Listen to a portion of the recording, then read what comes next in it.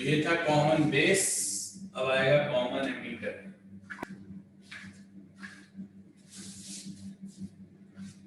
Common emitter में PNP नहीं NPN, common emitter NPN transistor as an amplifier, ये लिखो common emitter NPN transistor as an amplifier.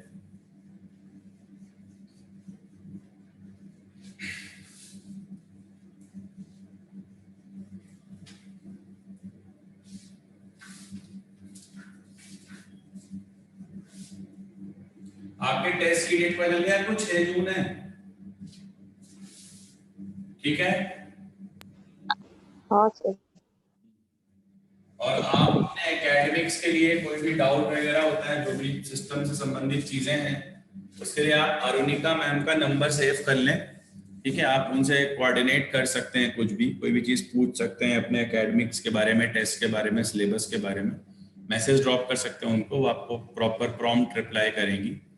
और ऐसी कोई भी चीज, बस ये है, ये ध्यान रखें कि ऐसा कुछ भी ना करें जिससे आपको सारी जो सुविधाएं दी गई हैं, जैसे आप रिकॉर्डिंग के लिए आप सोच रहे हो कि सर रिकॉर्डिंग एक आखिरी ऑप्शन है यार, ऑक्सीजन है आपके लिए।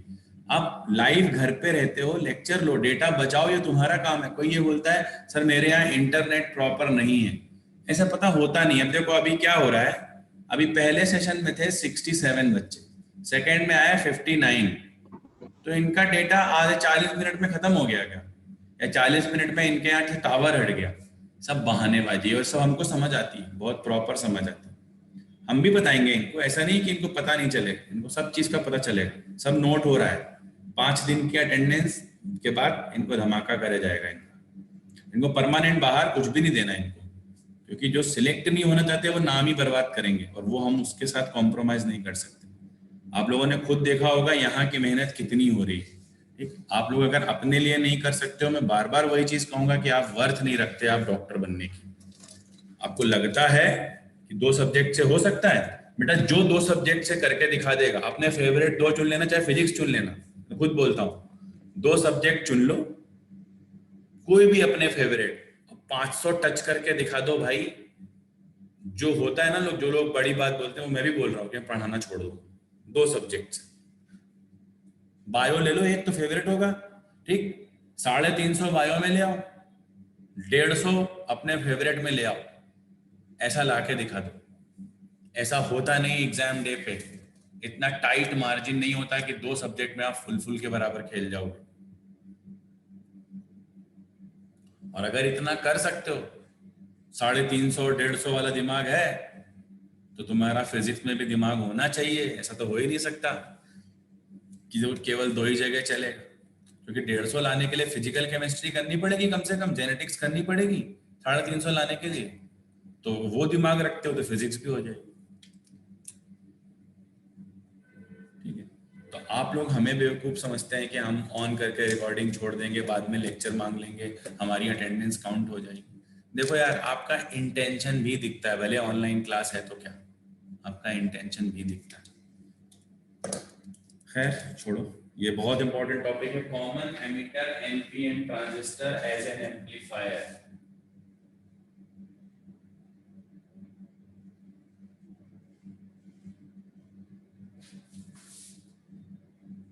इसी के न्यूमेरिकल ज्यादा आते हैं, मैं बोलूं इसी के आते हैं तो गलत नहीं होगा।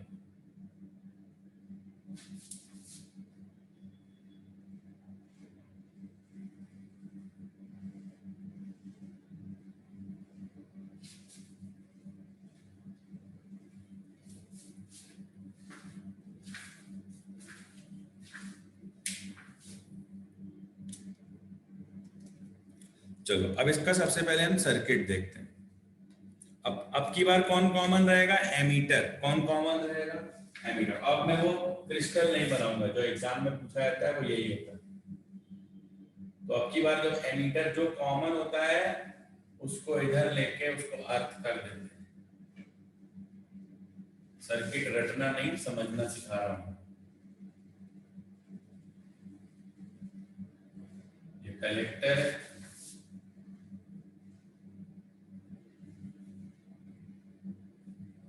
ये अपना बेस है,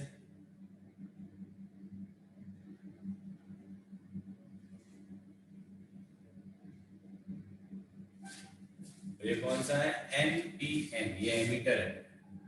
यहाँ N होगा, ये वाला P होगा, ये वाला N होगा।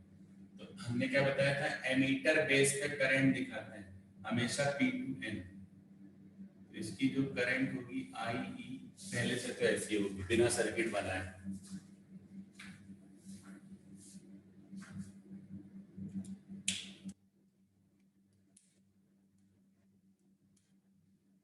अब वही बात, भैया इस सर्किट का एक इनपुट रेजिस्टेंस और साथ में एक बाइजिंग बैटरी, फॉरवर्ड बाइस P यहाँ है, प्लस ऊपर आ जाएगा, फॉरवर्ड बाइस रखते हैं एमीटर बेस को। ये बेस, ये एमीटर, ये बेस, ये एमीटर। ये बैटरी कौन सी थी? VBB, जो बाइजिंग के लिए लगाई जाती थी। ये कौन सा रेजिस्टेंस है? इनपुट रेजिस्टेंस है। चलो, और जो बाद में सर्किट पे दिखाया जाता है इनपुट वोल्टेज, वो ये हो गया।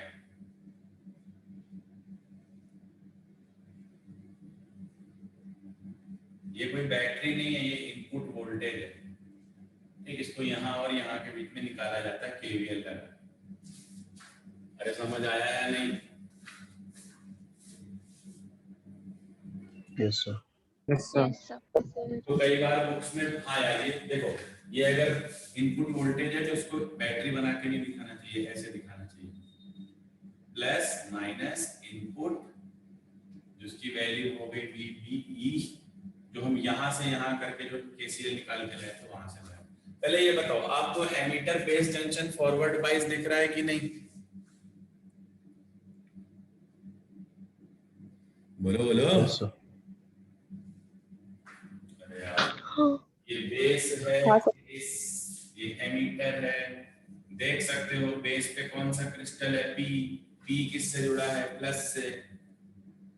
N किससे जुड़ा है? माइनस से। बोलो फॉरवर्ड बाइस नहीं हो गया क्या? हो गया sir.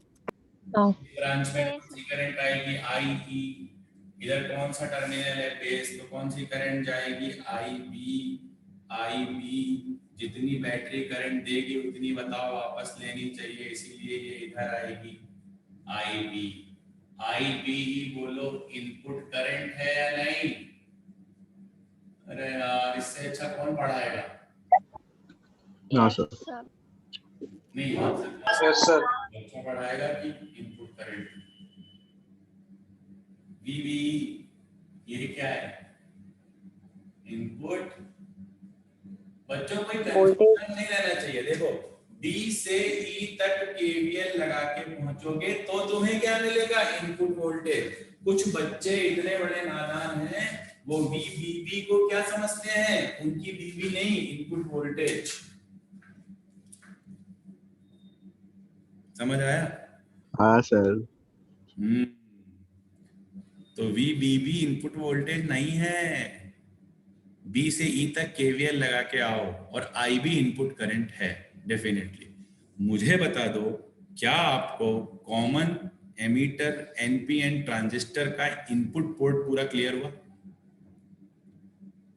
Yes sir. Yes sir. बहुत बढ़िया। अब इधर आ जाते हैं।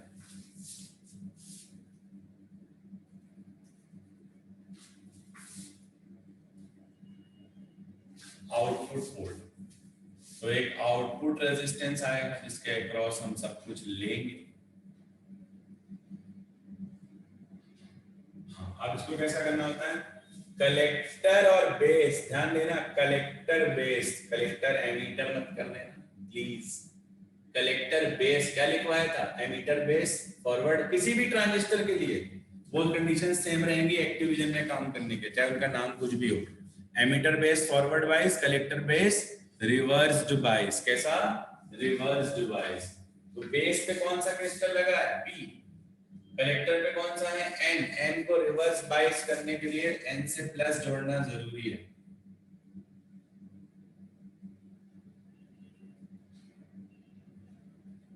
ठीक, ये कौन सी बैटरी थी? इसका क्या नाम रखेंगे? एमीटर तो कॉमन है, बताओ। VCC रखेंगे?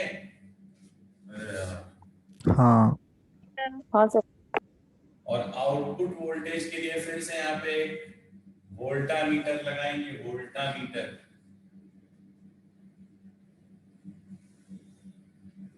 तो डेफिनेटली करंट के फ्लो को बता रहा है, प्लस टू माइनस, करंट ऐसी जाएगी, करंट ऐसी जाएगी, ये होगा VCE। बोलो सही है या नहीं?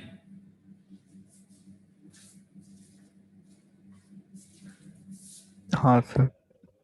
Yes, sir. यही आउटपुट वोल्टेज है या ये आउटपुट वोल्टेज है? VCE। VCC तो बाइजिंग बैटरी है, VCC तो बच्चों बाइजिंग बैटरी। बाइजिंग। 53 स्टूडेंट्स मुझे दिख रहे हैं सेशन में, मैं देखना इसके अलावा सबको भगा देना है, 15 को निकालूंगा ग्रुप से, क्योंकि इतनी अच्छी अच्छी बातें उन्हीं को देनी चाहिए जो उसका इस्तेमाल करके डॉक्टर बने। बाकी सब तो मजाक करने आए, इनको MR बनना है, पक्की बात है। यही लोग आएंगे तुम्हारे यहाँ ऑफिस में, ठीक, तो फिर तुम पूछना क्यों तुमने कॉमन एमिटर की क्लास नहीं की थी क्या?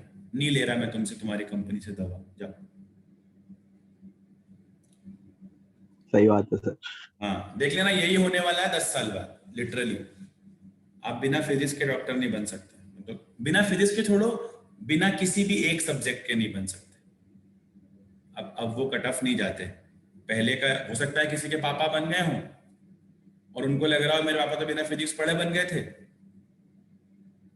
तब केवल 800-900 लोग फॉर्म भरते थे एक शहर से AIPMT का, और PMT थी तब, स्टेट PMT।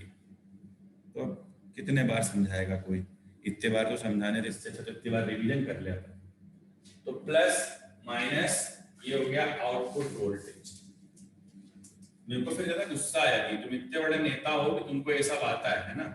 यहाँ टीचर तो मेरा सीखने आते हैं, बोलते हैं पढ़ा दो हमको, ये वाला हम टॉपिक नहीं पढ़ा पाते। जब हम आकाश में थे तो कई टीचरों ने मुझसे पढ़ के पढ़ाया, और वहां पढ़ाना पड़ता था लिटरली। वहां की पॉलिसीज ऐसी हैं कि आप अपने जूनियर टीचर को पहले खुद सिखाइए, फिर वो जूनियर टीचर क्लास में जाके आपकी सिखाई हुई चीज बच्चों को पढ़ा के फीडबैक बना ले, तो कोई दिक्कत नहीं, बहुत बढ़िया। अपन भी खतरनाक थे, अपन ना ये सब नहीं बताते थे कि ये तो यही देख लो भैया, समझ लो यही आउटपुट वोल्टेज, थोड़ा तुम भी तो करो। लेकिन तुम लोग को सब पता, ये देखो यहाँ से यहाँ तक आउटपुट है, यहाँ शुरू हो जाओ, ये क्या है कलेक्टर, ये क्या है एमीटर, यूं घूम के आओ तो VCE निकलेगा, बिल्कुल।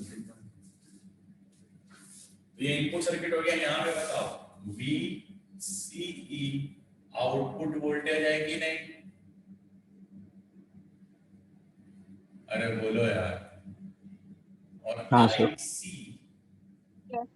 OIC जितनी देगा उतनी लेगा। IC जो है ये आउटपुट करंट है बच्चों, करंट। अब देखो अपनी वाली बात, कौन वाली बात, इधर कौन चली गई थी, इधर चली गई थी अपनी IB, इधर कौन जा रही है, इधर जा रही है IC। इधर चेक करो, क्या IE बराबर IB प्लस IC। अगर आपने सही सर्किट कंसेप्चुअली बनाया है, रटा नहीं है, तो ये बात सही। अच्छा एक बात पूछूं आप लोग से, बताओगे? हाँ सर। जब तुम 12th में थे, जो बच्चे 12th दे चुके हैं, जो ड्रॉपर हैं, फर्स्ट ड्रॉपर सेकंड ड्रॉपर, जब तुमको ये चीज लिखनी होती थी 12th के बोर्ड्स में, और जब ये सर्किट आप याद करते थे, या पक्का याद ही करके गए होगे, क्या कभी समझ आया था ये सर्किट? नहीं सर। इसको स्टडी नहीं किया था। कि प्लस किधर ऊपर है, कोई लॉजिक नहीं होगा आपके पास डेफिनेटली। Yes sir. ऐसे का ऐसा आपके कुछ बच्चे तो हाथ पे लिख के ले गए होंगे, पापा के साथ पीछे स्कूटर पे बैठ के देखते हुए गए होंगे इसका सर्किट। सर लॉन्ग आंसर छोड़ देते थे, सिर्फ लॉजिक गेट करते थे। सर बस गेट करते। तो देख लो, अब मैं होते कितने सर, 4-5 तो होते थे। मुझे इतना बता दो, क्या आपको ये रटना पड़ रहा है कि करंट इलेक्ट्रिसिटी के लॉजिकली जो चीजें हैं उससे हो रहा है?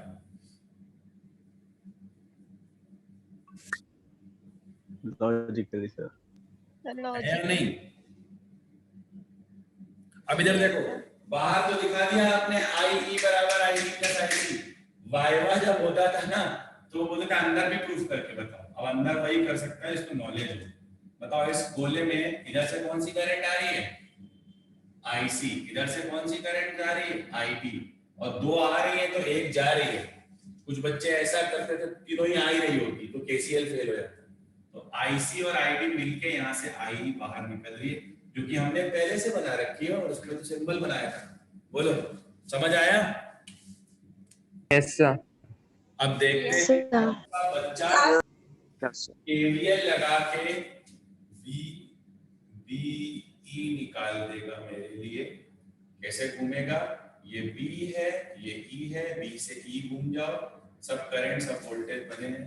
और कौन सा बच्चा इधर बीसीई निकालेगा केवीएल लगा के? जल्दी से बताओ। बोल सकते हो आप बोल सकते हो। मैं बीबीई लिख रहा हूँ, चैट पे लिखने की जरूरत नहीं, मेरी मदद कर दो, मेरे क्या आता नहीं है सब। VBB माइनस IB आ रहा है। तो शुरुआत करते हैं। बीबी के लिए लिखेंगे बीबी, यहां से आप करंट का उल्टा, प्लस आईबी आर इनपुट। देखना कोई गलती कर दूं मैं तो माफ कर देना मुझे। BBB equal to BE, BB minus BE is BBB minus IB R I. बोलो सही है क्या? बीबी सही निकाला क्या? Yes sir. Yes sir. कई बार ऐसे Yes, क्वेश्चन में आपको वीबी भी दे देगा, आई भी दे देगा, आर आई दे देगा, इनपुट वोल्टेज नहीं देगा, तो आपको केवीएल लगा के निकालना पड़ेगा। बोलो मेरी बात समझ आ रही है? Yes, sir. Yes sir. चलो अब इधर आ जाओ। सी से E, VC VCC minus ICR। Minus ICR. Minus या प्लस? Minus. अरे अरे फाइनल में फाइनल आंसर बोला था।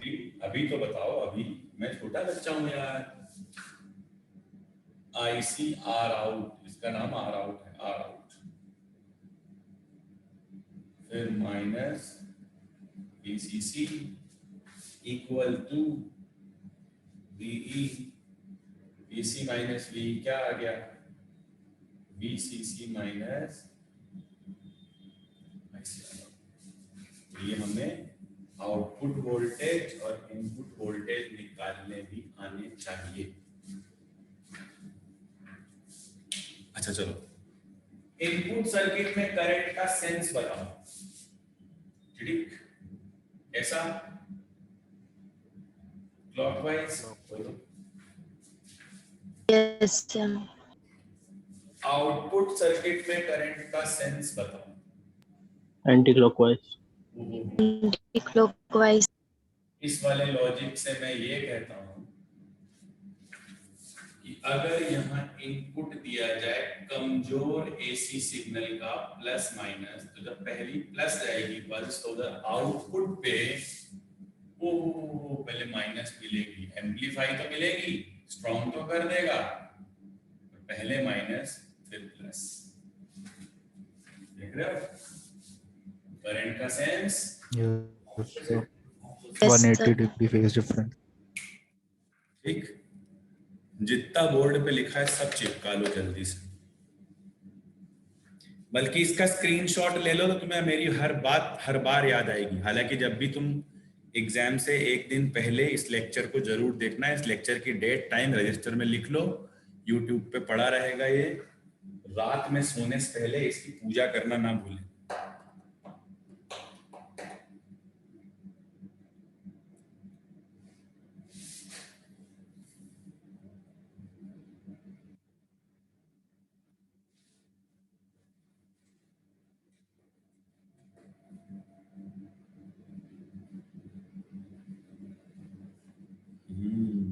गुड गुड गुड, ऐसे मेरी तारीफ करा करो जब मैं आपको चीजें समझाया करूं। तहसीन अंसारी ने बोला है 12वीं मेरे को 12वीं बेटा तुमको क्या, मेरे को ही समझ नहीं आया था, और मेरे को ये टॉपिक किसी ने समझाया नहीं है। मेरे को ये टॉपिक ये भी नहीं कहूंगा कि खुद से सब कुछ आ गया है। मेरे को ये टॉपिक इसलिए आया है क्योंकि किसी ने मुझे बोल दिया था कि मॉडर्न फिजिक्स इतनी कोई वो नहीं है, बहुत इजी है। और जब मैं इंजीनियरिंग कर रहा था बीटेक के सेकेंड ईयर थर्ड ईयर, शायद थर्ड ईयर में ये आया था इलेक्ट्रॉनिक्स में, तब पता है अभी तो तुम्हारा बेसिक है इलेक्ट्रॉनिक्स। जब ऊपर जाते हो ना तो जब तुम्हारे फ्लिप फ्लॉप सर्किट काउंटर और ये जो तुम्हारे डिजिटल लॉजिक गेट्स हैं, एलईडी का जो वेरिएशन होता है जिसमें एलईडी के अलग अलग फंक्शंस के साथ हम सर्किट को इनपुट आउटपुट देते हैं एलईडी के कलर से, वहां अगर तुमको ये आता नहीं होगा ना तो तुम ना कर भी नहीं पाते कुछ। तो वहां पे मजबूरन सीखना पड़ा, और या तो रट के पास हो जाओ, लेकिन अगर इंटरेस्ट है आपका तो आप उसको सीखने जाते हो। तो मैंने जब देखा कि यार बैटरी का बेसिक फंक्शन क्या है, पता सबसे ज्यादा कंफ्यूजन क्या होता है, इनपुट वोल्टेज क्या है, इनपुट करंट क्या है, आउटपुट वोल्टेज क्या है, आउटपुट करंट क्या है, इसके अलावा कोई कंफ्यूजन नहीं। और एक ये आई बराबर आई बी प्लस आई सी हम बना पाते हैं कि नहीं, तो उसके लिए मेरे पास लॉजिक आया, बैटरी जितनी करंट देगी उतनी वापस लेगी। तो पहले बना देता हूँ, जैसे उसने आईसी दी तो उसने आईसी ली, उसने आईवी दी तो उसने आईवी ली, तो अपने आप फिर सब सेट हो जाता है। तो जो आपके कॉन्सेप्ट्स हैं उनके ऊपर का पूरा खेल। चलो खैर अब अपन लिखते हैं इसके, क्योंकि इसमें भी करंट गेन वोल्टेज गेन ये सब होता है ना। तो पहले लिखो एसी करंट गेन। स्क्रीनशॉट ले लो, मैं सर्किट थोड़ा सा क्लीन करूंगा, मेरे बोर्ड पे जगह नहीं।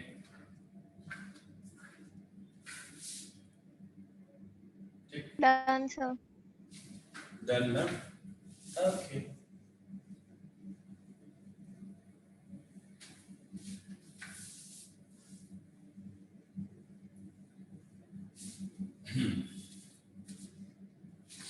इसके करंट गेन का नाम होता है beta, alpha common base PNP और beta common emitter NPN.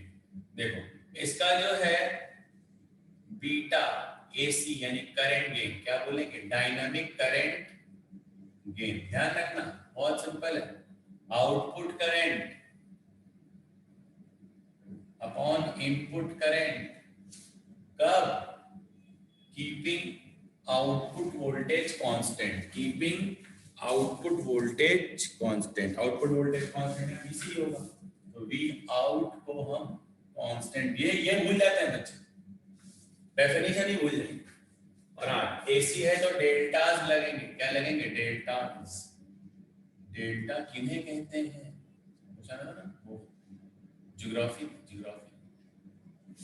Delta I out upon delta I in. अब इस सर्किट में आई आउट कितनी है, डेल्टा आई सी, आई इन कितनी है, डेल्टा आई बी। और ये कब मान्य है, शर्त क्या है, जब आउटपुट वोल्टेज बीसीई क्या हो, कांस्टेंट। बोलो सबको डायनामिक गेन पसंद आया, करंट गेन। एक बात बताओ, ये VCE कांस्टेंट क्यों नहीं रह रहा है? ओ माय गॉड सर, ये तो बताया नहीं आपने, काहे के लिए ये वेरी कर रहा है?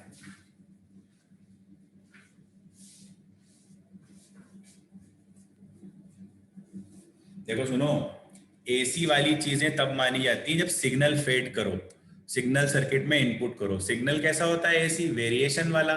डीसी तो फिक्स होती हैं चीजें, एसी कैसा करता है, वेरी करता है। तो जब आप AC signal weak signal input करोगे तब वोल्टेज आउटपुट पे फ्लक्चुएट होगा, ठीक है, ये बात है।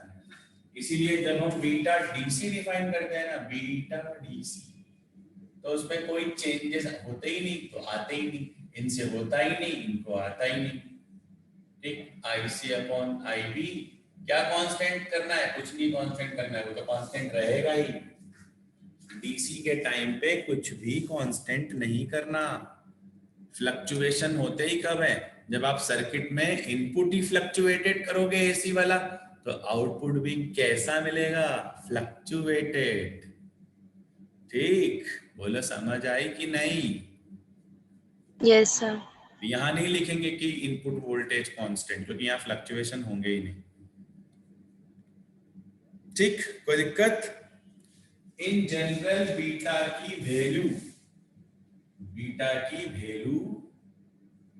50 से 200 होती है। अच्छा बेटा ऐसा होता है। और अल्फा की वैल्यू 0 से 1 बताई दी थी। कोई दिक्कत? No, sir. No, sir. ऐसे ही दूसरे नंबर पर वोल्टेज गेन, इसको हम बोलेंगे AV, जो आएगा V आउट अपॉन V इन, जो आ सकता है बीटा, वही सेम पहले भी बात हो गई है ना, IR लिख देंगे, आई के रेशियोज को बीटा बोलते हैं।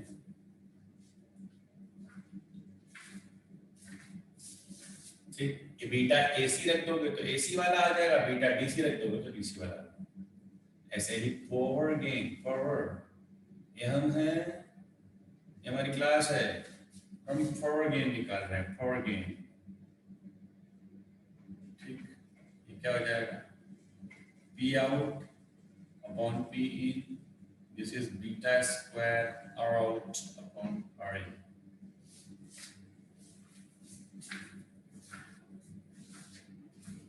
पावर ऐसा नहीं लिखा जाता है, पावर ऐसा लिखा है। अरे बोलो यार, समझ नहीं आ पा रहा है क्या तुम हाँ लोग? सर। Yes, sir. Clear है। Done. अब वही बीटा जैसा ले लोगे वैसा काम हो जाएगा। बीटा AC ले लोगे तो AC गेन्स आएंगे, बीटा DC ले लोगे तो DC गेन्स आएंगे। ये आपके ऊपर है, इतना समझना आप। ठीक, अब देखो ट्रांस कंडक्टेंस, डिफाइन तो पहले ही कर दी थी, डिफाइन तो पहले ही कर दी थी। क्या होता है उसमें, आउटपुट करंट का change I output by V delta IC upon voltage कौन सा, change in input voltage which is VBE। कब जब VCE VCE constant। क्या रखें, कांस्टेंट।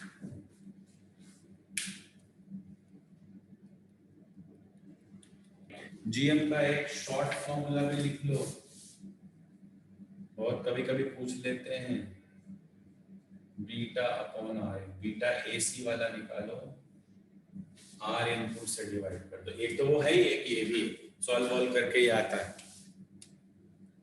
और इसकी यूनिट होती है ओम इनवर्स, साइमन बोलते हैं उसको, siemens. Ohm inverse, the unit of GM is ohm inverse. एक बात और लिख सकते हो, output voltage signal is in phase with input voltage. लिख लो, output voltage signal is in phase with input voltage.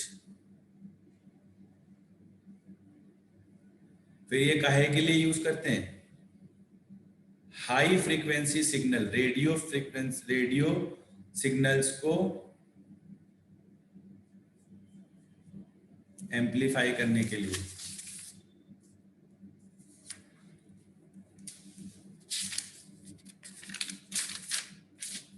फिर एक रिलेशन लिखो, relation between alpha and beta, relation between alpha and beta. Beta की वैल्यू होती है alpha upon 1 minus alpha. कई question ऐसे मिलेंगे, सुनना कैसे मिलेंगे, जिनमें अल्फा दिया होगा क्वेश्चन कॉमन एमीटर का, गेन दिया जाएगा कॉमन बेस का, यानी होगा क्वेश्चन बीटा से सॉल्व, क्वेश्चन में दिया जाएगा अल्फा, तो आपको अल्फा रख के बीटा निकालना है। बीटा और अल्फा में रिलेशन होता है beta equal to alpha upon 1 minus alpha, alpha upon 1 minus alpha. क्या होता है, अल्फा अपॉन बच्चों 1 माइनस अल्फा। अरे बोलो यार, समझ आया या नहीं आया तुम लोग को? Yes, sir. Yes, sir. Okay. पक्का? अगर तुम्हें सच में समझ आया है तो प्लीज आज मेरा एक काम कर देना, करोगे? Yes, sir. Yes, sir. Yes, sir. 854 DC Pandey, ठीक, लिख लो ना अभी।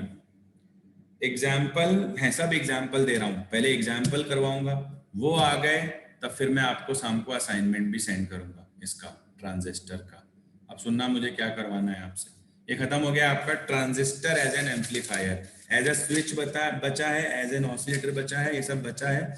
मैं एक बार सिलेबस चेक कर लूँ इनमें से क्या क्या आता है। स्विच तो शायद नहीं आता, एक बार एज एन ऑसिलेटर जरूर आता है, तो वो मैं चेक कर लूंगा। सर स्विच का ग्राफ एक बार आया था ना। सुनो मेरी बात, एग्जाम्पल 14.36 से लेकर के, सच बोल रहा हूं आपको, अगर आप चाहते हो कि आप मेरे को मौज करा दो, मौज करा दी बेटे ऐसा वाला, तो 14.47 तक ट्रांजिस्टर के ही क्वेश्चन है जो आज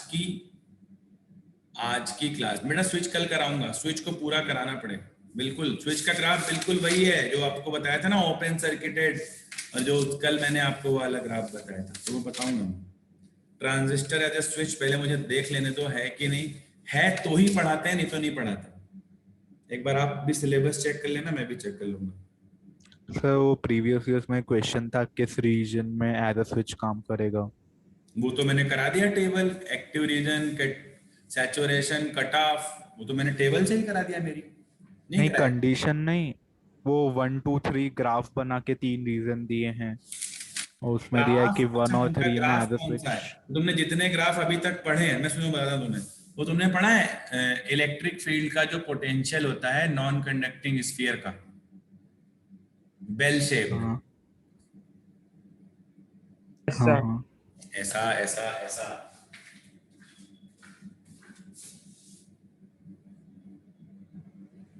ऐसा पढ़ा है, एक तरफ ऐसा है। हाँ सर। Yes sir. ठीक, तो इसमें दो रीजन होते हैं, स्विच दो तरह से होता है, स्विच ऑन, स्विच ऑफ। ठीक है, ध्यान रखना, दो तरह के रीजन इसमें होते हैं, स्विच ऑन और स्विच ऑफ। तो जब कट ऑफ स्टेट हो जाती है, देखो ये बीच में, जहां तक इसका समझ लेता हूं, ये कोई बहुत बड़ी चीज नहीं है, सुनो, यही सर्किट आपने बना लिया, सुनना, इसी में लिख लो graph of transistor as a switch. अब हो चाहे ना हो, करा देता हूं मैं जितना टाइम बचा। Graph of transistor as a switch,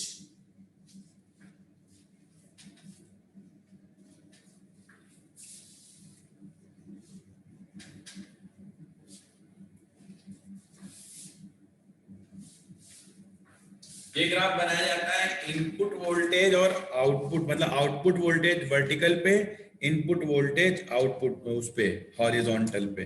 ठीक है, उस पे बनाया जाता है ये ग्राफ। ठीक, तो ये ग्राफ कैसा बनता है पहले वो बता दिया मैंने।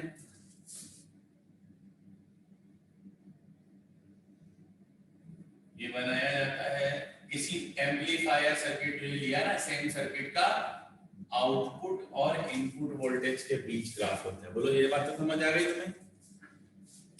अरे यार, यस सर। Yes, sir. और इसके तीन स्टेज, तीन तरह का इसका स्टेज होता है, एक होता है एक्टिव, एक होता है कट ऑफ, एक होता है सैचुरेशन। ठीक, एक होता है एक्टिव, एक होता है कट ऑफ, एक होता है। तो एक्टिव में जो स्ट्रेट लाइन पोर्शन है ग्राफ का, ये मैंने अभी आपको पढ़ाया है। क्यों क्यों स्ट्रेट लाइन? आप ध्यान से देखो, इनपुट और आउटपुट वोल्टेज का जो वेरिएशन है एक दूसरे के साथ, वो लीनियर है। अभी जो आपने इक्वेशंस बनाई थी उसमें पावर 2 नहीं आ रहा, तो इतने रीजन को हम लोग बोलते हैं एक्टिव। एक्टिव मतलब कैसा? एम्पलीफायर। कैसा?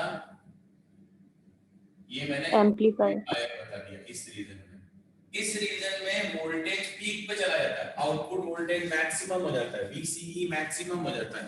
VCE मैक्सिमम तब होगा जब करंट जीरो हो जाएगी, IC आउटपुट करंट जीरो होगी, तो उसको बोलते हैं कट ऑफ रीजन। क्या बोलते हैं? Cut off region. ये ब्लू वाला जो शेड किया मैंने वो कट ऑफ रीजन है। यहाँ पे स्विच ऑफ जैसा भी है, स्विच ऑफ।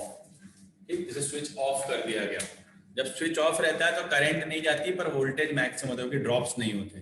ठीक, अब तीसरा है स्विच ऑन, तो वो है सैचुरेशन, जहां पे आउटपुट वोल्टेज लगभग जीरो हो जाता है।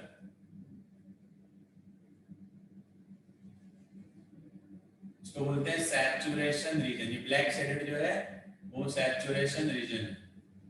ठीक, यहाँ पे स्विच ऑन होता है क्योंकि करंट मैक्स होती है, आईसी जो होती है सबसे ज्यादा। समझ आ गया? ये आया था क्या ग्राफ? Yes, sir. हाँ, उसमें पूछा था स्विच कब कब काम करता है कौन से रीजन में, तो 1 और 3 आंसर था। दोनों में।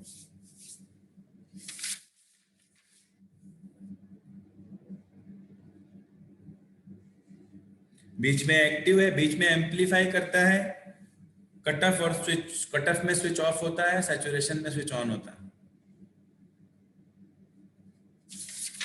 और ये पूरा मैथमेटिकल है, मैं इसके पॉइंट्स भी लिखा दूंगा अगली क्लास में, ठीक है? तो जो मैंने बोला 14.36 से 14.47 तक ट्रांजिस्टर के प्लीज क्वेश्चन कर लेना अगर आप चाहते हो कि आज की क्लास से आपको एक क्वेश्चन मिले। ठीक, डेफिनेटली अब तक जो मैंने आपको मॉडल पढ़ाई है 6 से 7 क्वेश्चन पक्के हो गए। 6 तो हो ही गए हैं, एक बचा लॉजिक गेट से जो आता ही आता है पल्स इनपुट वाला, वो बहुत ईजी होता है। ठीक है, तो 6 क्वेश्चंस का जितना भी मैंने आपको असाइनमेंट दिया, एक रेडियो एक्टिविटी का असाइनमेंट और दूंगा मैं आपको। ये जो मैंने क्वेश्चंस करने को बोले हैं ये बहुत अच्छे क्वेश्चन है, आप मानो ना मानो ये जो एग्जाम्पल्स हैं इनमें से एक क्वेश्चन एग्जाम में आ जाएगा। मैं बाहर से कुछ देता नहीं हूँ, यहाँ पे मैं एग्जाम्पल कराता हूँ क्योंकि इसके एग्जाम्पल सबसे शानदार है डीसी पांडे के ट्रांजिस्टर के, इससे बाहर कोई कुछ दे ही नहीं पाता, इतना कवरेज अच्छा किया है उन्होंने। सर्किट वाले भी कवरेज है, कॉन्सेप्चुअल नॉलेज का भी कवरेज है, न्यूमेरिकल भी है और सब बढ़िया है, बहुत बढ़िया। ठीक,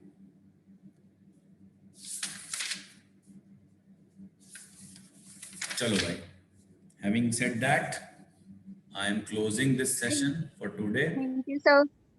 है ना, कल अपने रेगुलर टाइम पे क्लास अपन करेंगे। Okay, Thank you, sir. Welcome. Okay sir. Thank you, sir. Thank you, sir.